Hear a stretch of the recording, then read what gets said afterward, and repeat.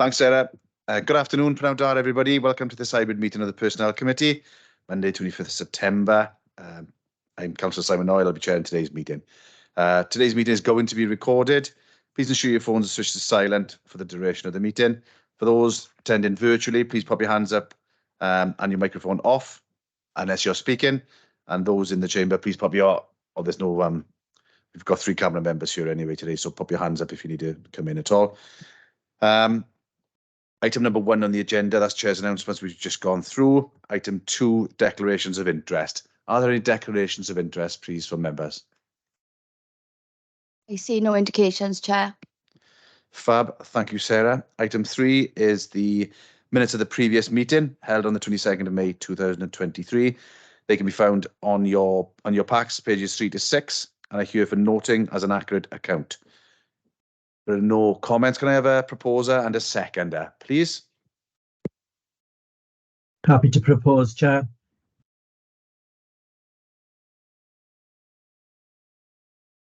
Happy to second, Chair.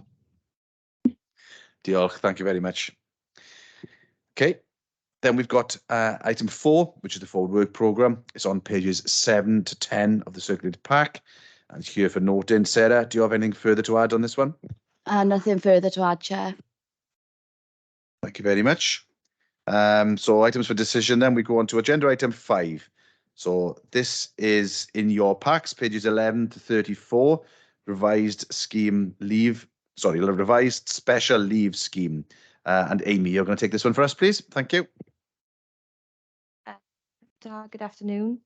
The purpose of the report is to seek member approval to implement the revised special leave scheme. The scheme has been reviewed to ensure compliance with employment law and to maintain the council as an employer of choice. I'm going to highlight the main changes within the scheme as follows. So it's proposed that the scheme now includes neonatal care for employed parents whose babies need neonatal hospital care for 7 days or more. This can be up to 12 weeks unpaid leave. It's also proposed that the scheme now includes paid time off for fertility treatment to attend 1 programme of treatment for both partners. It's proposed to extend the bereavement leave to now include step-parents, step-children and siblings to be categorised as immediate family, and they will therefore be eligible for up to 5 days of paid leave. And it's also proposed to introduce 5 days paid leave per annum for foster carers who are hosting children under the care of Neath Talbot Council. And it's recommended that members approve the proposed amendments. Thank you, Amy. Are there any questions from any members, please? Don't see any. Okay. So I will now refer members to the recommendation on page 17 of the agenda pack. I will propose, could I have a seconder, please? Happy to second, Chair. Diolch, thank you very much. Members, if you do not indicate by the contrary by raising your hand, I will assume that you're in favour of the recommendation. Sarah will confirm if the report has been approved or not. I see no indication to the contrary, Chair. I can confirm the report is now approved. Brilliant. Thank you very much. We move on now to agenda item 6, which is the Menopause Workplace Pledge. And Amy will take this again for us. Thank you, Amy. Thank you. The purpose of this report is to seek approval to sign the Menopause Workplace Pledge. By signing the pledge, this will demonstrate Neath Talbot's commitment to supporting all of our employees, whether they are menopausal, perimenopausal, or supporting individuals with the menopause. By signing the pledge, we commit to recognising that menopause can be an issue in the workplace and that our employees need support, talk openly, positively and respectfully about the menopause, and actively support and inform our employees affected by the menopause. Signing the pledge will also support our recruitment and retention processes across the workforce. Thank you. Thank you very much, Amy. Are there any member questions on that, please? I don't see any. Okay. So I'll now refer members to the recommendation on page 38 of the report pack. I will propose, could I have a seconder, please? Happy to second, Chair. Thank you. Members, if you do not indicate to the contrary by raising your hand, I will assume that you're in favour. of the recommendation, and Sarah will confirm if the report has been approved or not. I see no indication to the contrary, Chair, and I can confirm the report is now approved. Diolch, thank you very much. We move on now to agenda item 7, which is the Anti-Racism Charter, and Sheena's going to take this one for us, please, Sheena. Thanks, Chair. Good afternoon, everyone. This is a proposal that was raised by Unison at the last Staff Council. It had support across the recognised trade unions. So they have asked the Council to adopt the Anti-Racism Charter. The purpose of adopting the Charter is to show the Council's commitment to eliminating racial disparities across our workforce and across our employment processes. Across pages 46 to 47, I've set out the requirements of the Charter, so what signing the Charter will actually mean for us. There's nothing in those commitments that we aren't already doing or have a plan in place to do. So it's not going to commit the Council to anything over and above that which we've already planned. It's entirely in keeping with the Council's strategic workforce plan and the Council's ambition to become a proud anti-racist employer. So I can wholeheartedly recommend this to you. Thank you, Chair. Thank you very much, Sheena. Members, do you have any questions on that item? I don't see any. I'll refer to members to the recommendation on page 49. Recommendation is that members approve signing the Unison Anti-Racism Charter. Could I have a proposer and a seconder for this, please? I'm happy to propose, Chair. Thank you. Happy And a to seconder? second, Chair. Brilliant. Thank Happy you, to gentlemen. second. Thank you. Members, if you do not indicate to the contrary by raising your hand, I will assume that you're in favour of the recommendation. Sarah will confirm if the report has been approved or not. I see no indication to the contrary, Chair. I can confirm the report is now approved. Brilliant. Thank you very much. We now move on to agenda item 8. This is the Financial Wellbeing Strategy, and Sheena will take this one for us again, please, Sheena. Thanks, Chair. And I am slightly sorry that we are actually having to develop a financial wellbeing strategy. The heart of the financial wellbeing strategy is the stress and pressure that finances cause people. So there's a statistic in the opening part of the report that 1 in 4 people have money worries. And it doesn't actually matter what level they are at within an organisation. So it's actually irrelevant how much money they earn. People are having sleepless nights because of concerns in relation to money. The financial wellbeing strategy that we're proposing is set out in the appendix to the report. You will see that it's a long-term strategy. It has an ambition of the Council becoming financially inclusive. So what that means is that our employees have the tools, the advice and the guidance and the confidence to manage their own money and their own finances. It also talks about having fair work, so having good, well-paid employment. So that's a clear ambition of us as an employer. Attached to the strategy is an action plan. So the action plan is probably the most important part of the strategy. So that sets out what we intend to do. So it includes actions that we already have in place, but also actions that we plan to take forward. So you'll see that later on the agenda is the financial wellbeing portal. So that's something that we want to bring on board as quickly as possible. And that's really about making sure our employees have access to really good advice and guidance. And that's really at the heart of this strategy. So happy to take any questions, Chair. Thank you, Sheena. And thanks to you and your team for bringing this forward. I think the current position we are in the world, I think this is a really valuable tool that we can give to to our workforce. Are there any other member questions on this, please? There we are. I don't see any, so I will now refer members to the recommendation on page 59 of the report pack. Please could I have a proposer and a seconder? Happy to propose, Chair. Happy to second, Chair. That's great, thank you very much.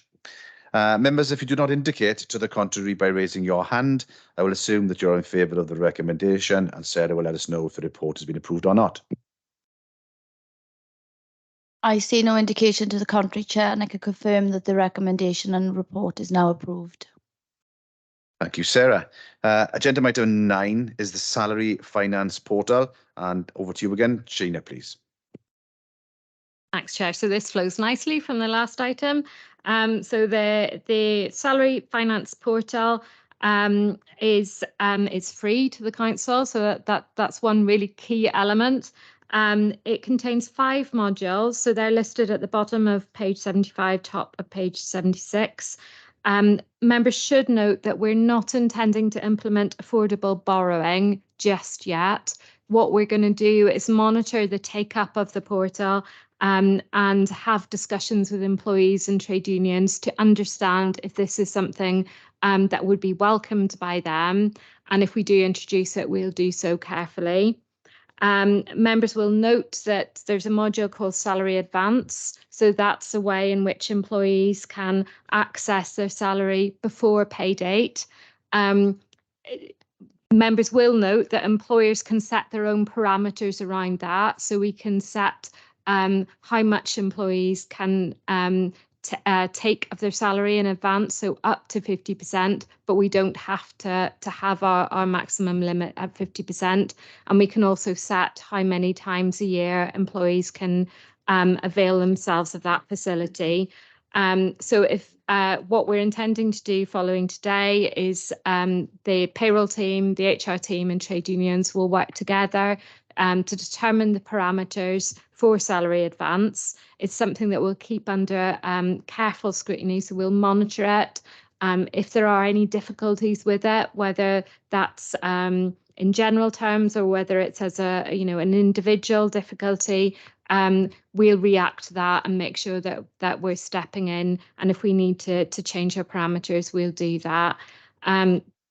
What we'll do is monitor the take-up of the scheme in general, and we will bring a report back to members to let you know the impact of this, whether it's something that employees view as a good employment initiative. It's all part of our ambition to become an employer of choice. So making sure that we are providing employees with the tools that will make a difference to their lives, both in work and out of work. So happy to take any questions, Chair. Thank you, Sheena. And similar questions, similar points that I made on the last item. So I think this is really important for our workforce. With my other hat on, with reference to the second paragraph on item 4 there is no cost to the council. When implementing this, and a product can be used on a smartphone, tablet app or PC. So it's good to see that we're using new IT methods to be able to deliver things as well, which obviously is good. Okay, so members, do you have any questions? Yes, we do. Councillor Peter Rees. Peter, please. Peter Richards, sorry, Chair. Did I say Peter Rees? My humble apologies, Peter. Peter Richards. Thank you very much. The question I'd like to ask is, who will be providing this financial advice and the capture of data? Can you answer that? Sheena? Councillor Richards, in terms of who will be providing the financial advice, it's actually the providers of the portal, and that's half an answer, I think. What I'm going to do, Councillor Richards, is just follow up on that. So I'm not absolutely certain of the answer to that question. So I'll follow up on that, and I'll let you know who is going to take to provide the advice. I didn't hear the second part of your question. Would you mind repeating it? Does it entail inputting financial advice, financial details within the portal? In terms of the advice part, it won't. But if they want to access other parts of the portal, so savings, help to save, salary advance, they will have to provide some information. So that's telling them what's available and what they can do. Is that what you're saying? So if Yeah, you or go that. into the portal, there'll be a menu there of advice on certain aspects of finance, I would take it. Am I right?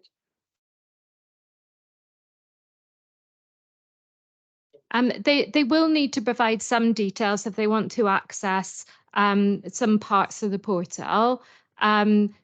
But I suppose, are you asking, is it secure? Is that what your question is, Councillor Richards? The security of that data that they're providing? I would take it that it is secure, being a local authority, but I think something we'd have to look at going forward, because I think people inputting information into a portal obviously will have to be scrutinized quite carefully, wouldn't it? Yes, absolutely. Absolutely. Thank you, Chair. Thank you, Peter. Just two things from me there. I know you said you'd go back to Peter with the information. If you can share that with all of the members of the committee. And for members, under section 4 on ModGov, there's a link there to the salary finance portal. So maybe we can all have a little look at that ourselves as well and familiarise ourselves with how that operates. Okay. Are there any further questions? No, don't see any. Therefore, I now refer members to the recommendation on page 78. Report is here for information and that we note the report. We then move on to item number 10, which is the Workforce Information Report 23-24 Q1, and Sheena's going to take that for us. Thanks, Sheena. Thanks, Chair. So this is the regular report that members receive at each meeting. I'm not going to go through the report in any detail. The one area that I wanted to flag up was in relation to sickness. So finally, after COVID, sickness is starting to reduce again. So I'm hoping this is a trend towards normality. COVID, for the first time in what feels like quite a long time, COVID is no longer in the top 10 reasons for sickness absence. It has been replaced by stress and anxiety, however, so that is our number one. That takes us back to the pre-pandemic days. Again, I suppose this highlights our focus on mental health issues within our workforce. So it underlines that strategy. But happy to take any questions in relation to the rest of the data, Chair. Thank you, Sheena. Yes, it'll be interesting to see what Q2 and Q3 bring as we go through the year in terms of in sickness and things like that. So that would be one for us at our next meeting to note, members. Are there any other questions from any members? Don't see any. I therefore refer members to the recommendations on page 82. The report is here for information, and that we note the report. Okay, then we are now on agenda item 11. This is the Employee Assistance Programme, and Sheena's going to take this. Please, Sheena. Thanks, Chair. So this is just to let members know about an initiative to implement the Employee Assistance Programme by VIVAP. So it's part of the Welsh Government Commercial Services Framework. We're planning to do it on a one-year pilot. There is a cost to the council. So the current cost is £2.01 per employee. So a workforce of our size is going to be just over 13k per annum. That's the maximum amount that we will spend as an employer because of the way in which the framework has been constructed. As other employers across Wales join the framework, the price will reduce across Wales. So that 13k is the maximum that we'll spend. The Employee Assistance Programme is really there to help our employees manage their health and well-being and access a range of support services. The really important feature of the Employee Assistance Programme is that it's accessible 24/7 and that it's entirely confidential. So employees don't have to be referred. So our occupational health unit will still be there. The occupational health unit exists to provide a referral service for managers, and for managers to get really good occupational health advice and guidance on how they are managing their employees and, for instance, sickness absence.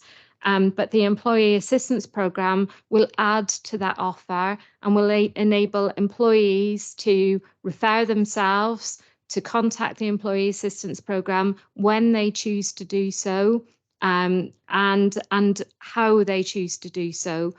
So there are a range of ways in which they can access the support. The report details the full offer. Actually, what this offer will do for us is actually enable more employees to access counselling support, for instance, and in a much more cost-effective way than they can at present. So what we'll be doing is monitoring the take-up of this programme to work out whether it is value for money. And if it is, then we'll be putting together a proposal to adopt the Employee Assistance Programme on a more permanent basis. So happy to take any questions. Thanks, Sheena. I've got Anthony who wants to come in, but I've got two things, if you don't mind, if I can ask. In terms of this, as many of the report that we've seen today, we talk about it being for workforce. That covers members as well, doesn't it, as an employee of the authority, does it? Members are actually not employees of the authority. So we've costed this out in terms of workforce. I did anticipate that this would be something that a member would ask me. So what I'm intending to do is discuss with Democratic Services colleagues whether they want elected members to be part of this scheme. And if so, we'll go back to VivApp and see if it's possible to link elected members in. We certainly do extend occupational health services to elected members, and I can see that this could be a useful facility for them as well. Thanks, Sheena. And my second question, just because we've talked about it in pre-briefing, was in terms of the cost, because there is a cost to the council for this, but it seemed a low amount for the council to absorb, considering what it could achieve. And you kindly earlier on in pre-briefing just set out why that would be the case. So can you just let the other members know what we discussed in pre-briefing, please? Yes, of course. So whilst the programme will be available for all employees of the council, the reality is that a small proportion of our employees will access the programme at any one time. So it won't be 6,500 employees seeking counselling support. It will be a small percentage of our workforce. There will be aspects of the programme that there will be greater take-up of, we anticipate. So things like the online platform for health and well-being and diet and fitness support. But it doesn't matter how many employees access that. It's the counselling support which is probably the most expensive part of the programme, and the reality is that it will be a small proportion at any one time. Thanks, Sheena, that's great. Okay, Councillor Anthony John Richards. Anthony, please. Great, diolch yn fawr, Cadeirydd. Yeah, I'd just like to share some brief insights from my experience with an employee assistance programme in an organisation that I work with outside of the council. And although I've never used it myself, the EAP not only supports the individuals that need it, but it also aids managers in guiding their colleagues as well. So it gives a real support to managers, and I definitely found that. And it also really helps colleagues as well. So when an employee confides in a colleague and they don't know what to do in that situation, again, they can keep signposting to the EAP. So once that's available, it really does help. It also can help with enhancing that support, but that staff retention. It reduces absenteeism. We've definitely seen that. And also by introducing an EAP service, what it also does is it reinforces the positive outcomes of the initiatives that we've approved today. So we've approved so many today that it can really help reinforce that. So it really benefits our employees and I would say the council as a whole. So yeah, I would definitely support this this implementation. That's fab. Thanks, Anthony. We've got Councillor Tim Bowen. Tim, please. Yeah, thank you, Chair. Just a quick question. How is the workforce going to find out about all these schemes we've talked about today, the portal and this one? Is it something they'll find out when they go on the sick, or is it something we're going to put out to them? That's a really good question, because that's really important, isn't it? So it's one thing putting together all these initiatives, and we actually have to make sure that all our employees know about them, because what's the point otherwise? So we are going to be drawing up a communication plan against all of the initiatives. So you can expect to see articles online in the Loop. We'll be communicating via the Sway. We'll be making sure heads of service and accountable managers know about it so they can disseminate to their workforce, because not everybody is online. But what we are also planning to do, so elected members are going to be having a marketplace event coming up. What we're hoping to do is replicate that for our workforce in the spring. And of course, elected members would be very welcome to come along and support it. So what we want to do is have a marketplace event and get the providers along as well, along with the Future of Work team, have different stalls and make sure our employees know about our full employment offer. We have a very good employment offer here. It's important that we're telling people about it so they know about all the things that they can access as part of their employment terms and conditions, as well as the marketplace event. We are planning to do an element of online as well. So whether it's an online marketplace and an in-person marketplace, if we can combine the two at the same time, we're going to do that. We're also planning to do some road shows as well, because not all our employees, we've got quite a dispersed workforce. Not all our employees are going to be able to travel into one venue or access it online. So it's important that we go out to some workplaces as well. So that will probably be a smaller event, but that nonetheless, making sure that everybody knows about the full employment offer. So yeah, that is our plan. Okay, Thank you, Sheena. Okay, Tim. Yeah, thank you, Chair. There we are. We've got Councillor Peter Richards. Peter, please. Thank you, Chair. I really welcome this initiative, Sheena. I'd be interested to know what the take-up is, so if we can be kept informed as a committee going forward into the new year on the progress and the successes, please. Yes, definitely, Councillor Richards. And just to let you know, all of this sits under the Strategic Workforce Plan, so the Future of Work strategy, which you signed off in Personnel Committee back in October last year. So what we are going to be doing, we're coming up to the first year anniversary of signing the Strategic Workforce Plan. So what we're going to be doing is an exercise looking back. So looking back on the 12 months delivery plan, to check, have we delivered everything that we said we would deliver? But more than that, also to look at the impact of that delivery. So what difference has that made? And that will be coming forward to Personnel Committee, along with the next iteration of the delivery plan for 2024-2025. So that will be coming to Personnel Committee before the end of March. So you can check on the progress that we've made in relation to all of that. So I'm not saying that we'll be reporting back at that point in relation to the take-up of the Employee Assistance Programme, because it's probably going to be a little too early for that. But as we start to gather data and metrics, it will sit under that feedback in relation to the Strategic Workforce Plan. So we certainly will bring that back. Thank you. Thank you, Sheena. Thank you, Sheena. Thank you, Peter. And Anthony, would you like to come back in? Yeah, sorry, just very quickly, just in relation to Councillor Tim Bowen's point, and yeah, I welcome everything that you said, Sheena, in terms of that communication plan. Just again, one thing in the organisation that I've worked in before that I would presume is quite effective, but you never get the data on this, is sometimes it's simple communication, such as posters on the back of a toilet door. lot of people will get upset, run to the toilet, and just seeing that poster on the back of the door could be exactly what they need. Just seeing that telephone number, subtly putting it into their telephone, and then giving a call when they go home. So I think that that's really important as well. Thank you, Anthony. Are there any other questions?